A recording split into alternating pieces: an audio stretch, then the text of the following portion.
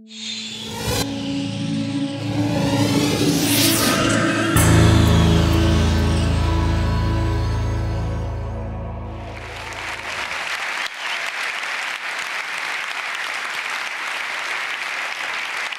vu des philosophes, on a vu des chercheurs, on a vu des astrophysiciens, ça m'impressionne énormément, des humanistes, des artistes, et vous finissez par un artisan. C'est quoi l'artisanat? L'artisanat, c'est, vous le savez bien, c'est pas un artiste, c'est pas non plus un OS, comme disait tout à l'heure Pierre, c'est quelqu'un qui est à mi-chemin, c'est-à-dire qui essaye d'avoir avec des gestes simples une vraie réalisation, de faire une œuvre, que ce soit un pied de table bien tourné, que ce soit une belle broderie, quoi que ce soit, bien faire, le travail bien fait. Eh bien, la chirurgie cardiaque, c'est ni plus ni moins ça. C'est de la plomberie et de la couture. Et je vais me permettre de vous en dire, j'ai un œil sur l'horloge, parce que je suis un peu bavarde parfois. Quand je parle du métier que j'adore, je vais essayer d'une part, avant de parler de mécénat, de vous parler un petit peu de chirurgie cardiaque. Alors, première constatation, quand je suis née, les femmes n'avaient pas le droit de vote. C'est quand même incroyable, hein, mais c'est vrai. Et deuxième constatation, presque aussi insupportable, quand je suis née, la chirurgie cardiaque n'existait pas. Vous aviez un problème de coronaire, vous savez ce que c'est les coronaires, hein? Vous aviez un problème de valve. Ben, rien, on ne faisait rien. Et puis, les enfants. Parce que qui peut s'imaginer qu'un enfant puisse avoir une atteinte cardiaque? Un enfant, par définition, c'est la vie, c'est sain, c'est neuf, ça fonctionne. Eh bien, un enfant peut naître avec une malformation du cœur, et beaucoup plus souvent que vous ne l'imaginez. Quand on faisait les répétitions avec nos amis, ils me disaient, il y a environ 1000 personnes dans cette salle. Eh bien, je pense qu'il y en a probablement... Ah, je vois que Phil s'est trompé, c'était pas là qu'il fallait mettre le 3 pour 1000, mais c'est pas grave. Pourtant, ce matin, on a échangé des mails, ça a été chaud. Et il s'est quand même trompé. Alors, c'est pas très grave. 8 pour 1000. Il y a 1000 enfants qui viennent au monde, il y en a 8 qui vont avoir un problème au cœur. Je suis sûre que vous ne le saviez pas, ça, c'est considérable comme nombre.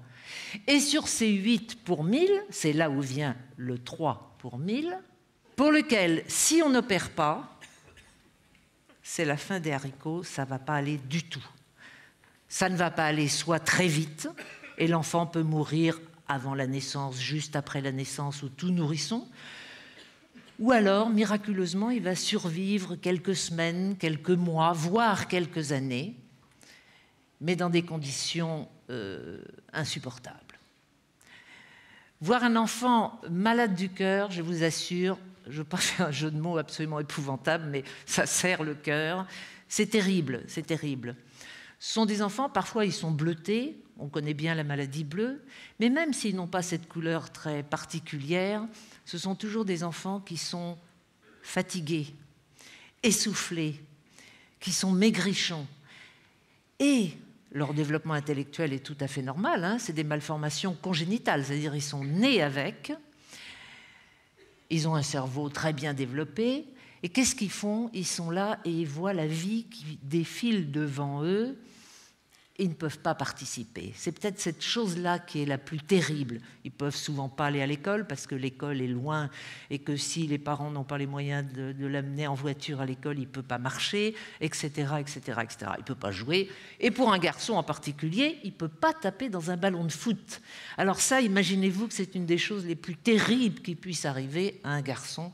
Et quand on opère un petit garçon pour le mettre en confiance et pour qu'il ait envie d'aller à l'opération, enfin envie si j'ose dire, on lui dit tu vas voir, après tu pourras jouer au foot.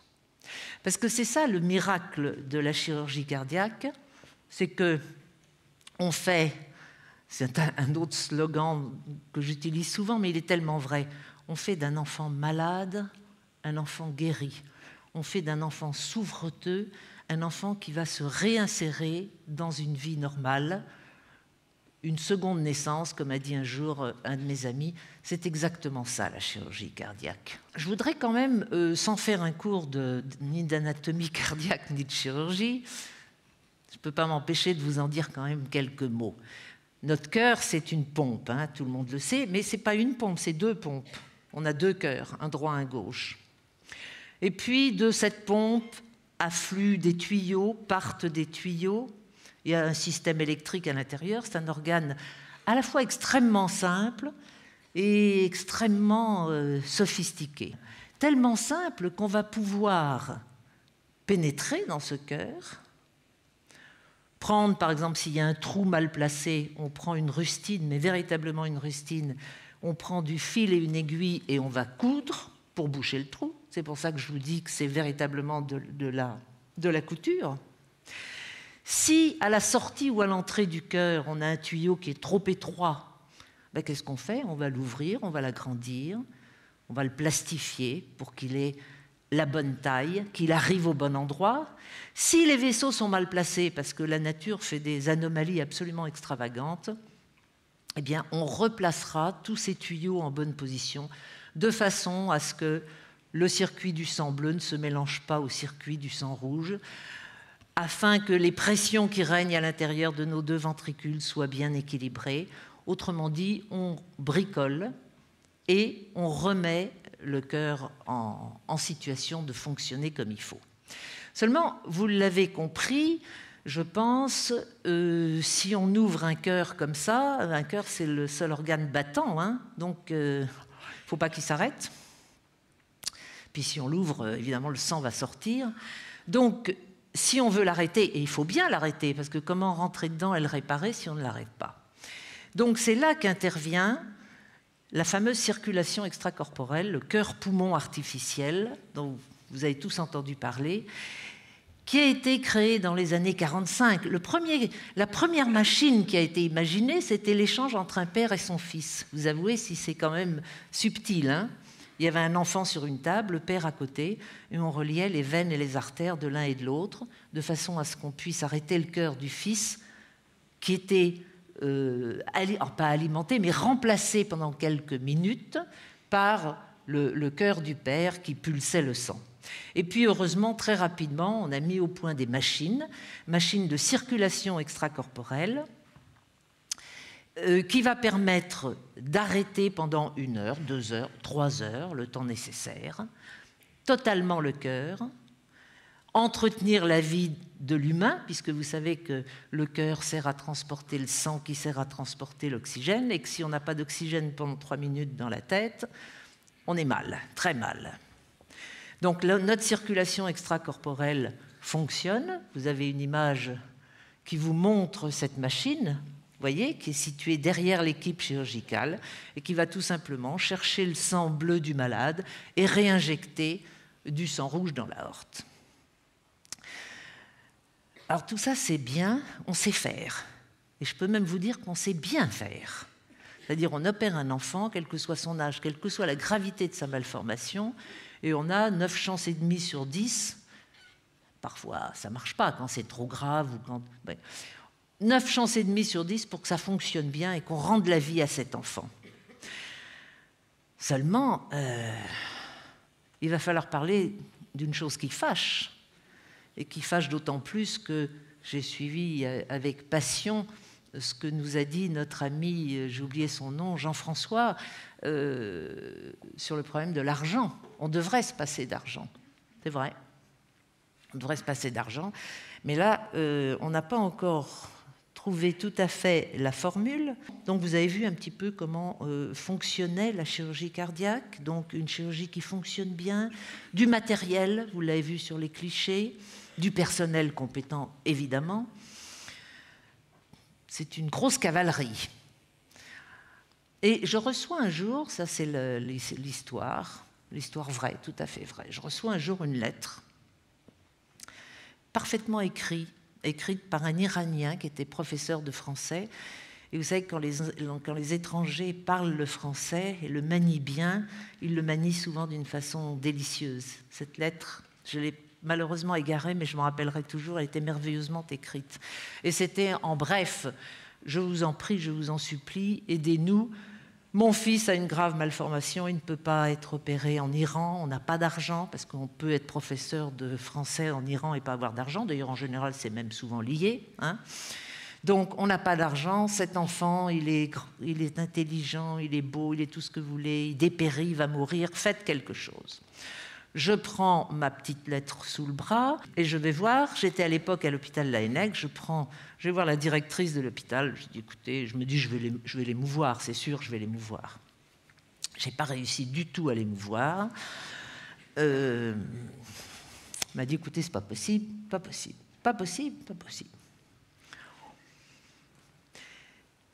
Et là, je vais employer un mot, pardonnez-moi d'une extrême vulgarité, mais ça m'a fait chier.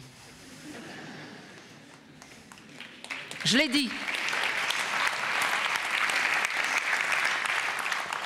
Pourquoi finalement je vous dis ce mot? Parce que j'y réfléchis ce matin en venant, je me dis est-ce que je vais le dire, est-ce que je ne vais pas le dire, etc. Il faut que vous compreniez pourquoi on a fait mécénat, ce que je vais vous expliquer dans la minute qui suit. C'est pas de l'angélisme, hein. Je suis pas sœur Emmanuelle, c'est pas de l'angélisme, c'est pas de la révolte. Il y a aussi, j'ai pas fait mai 68, enfin j'avais l'âge, mais j'étais pas sur les barricades. Je suis pas une révoltée, je suis pas une sainte, je suis rien de tout ça. Mais ça m'a fait chier. Ça veut dire qu'il y avait d'un côté un enfant qu'on pouvait sauver, qu'on pouvait guérir, qui allait repartir dans la vie. Ici, on avait la technologie, la technicité, on pouvait le faire. Il arrivait, on l'opérait, il repartait en Iran. Peut-être. Et on ne pouvait pas à cause de ça. Et vous pouvez compter, parce qu'on a compté avec notre équipe, c'est exactement ces 2 paquets, moi j'en avais jamais vu en vrai, mais ces 2 paquets, c'est 10 enfants. Alors c'est beaucoup, c'est pas beaucoup, je ne sais pas. Honnêtement, je ne sais pas. Quel est le prix d'une vie? Il n'y a pas de prix pour une vie. Donc on ne peut pas dire si ce paquet d'euros... C'est exactement ça, hein, ils ont été comptés. En moyenne. Parce qu'il y en a qui coûtent moins cher, puis il y a des cas très difficiles qui coûtent plus cher. En moyenne, c'est ça qu'il faut. Donc voilà. On s'est dit, c'est pas possible, on va trouver de l'argent. L'argent, ça se trouve, vous en êtes tous d'accord, hein, ça se trouve, surtout quand c'est pas pour soi, c'est 10 fois plus facile. Donc... on a monté une association loi du 1901, comme tout le monde. On a fait ça avec Patrice Rouanette, mon filleul, qui est un homme de cœur et d'intelligence, et qui gagne l'argent que moi, je dépense dans les hôpitaux. Donc c'est une bonne association. Et comment ça se passe en 2 mots? On accepte l'enfant sur dossier, il vient transporté par Aviation Sans Frontières, il est accueilli dans des familles d'accueil, extraordinaire famille d'accueil qui garde l'enfant pendant 2 mois. Il est opéré dans un des hôpitaux de France où on pratique cette chirurgie quand même un petit peu particulière, qui est la chirurgie cardiaque de l'enfant. Et on a pu, avec cette association, opérer à ce jour 1600 enfants. C'est peu.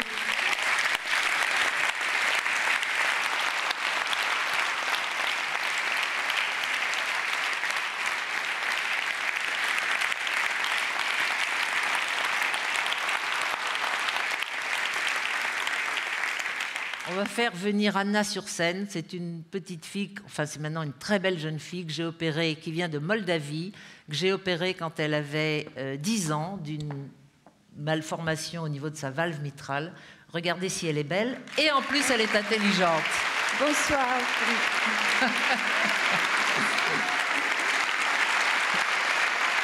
Bien, petit mot. Merci beaucoup. Je suis venue surtout pour témoigner de cet immense engagement du professeur Leca et de dire un grand merci de la part de au moins tous les 100 enfants moldaves qui ont été opérés, parce que je suis d'origine moldave, et de dire vraiment un merci du fond de mon cœur et que je suis vivante devant vous en fait grâce au professeur Leca. T'es bien vivante. Je suis devant vous grâce à elle, donc un grand merci et je n'oublierai jusqu'à la fin de mes jours tout ce que le mécénat et le professeur Leca a fait pour moi et tous les enfants. Merci. Anna.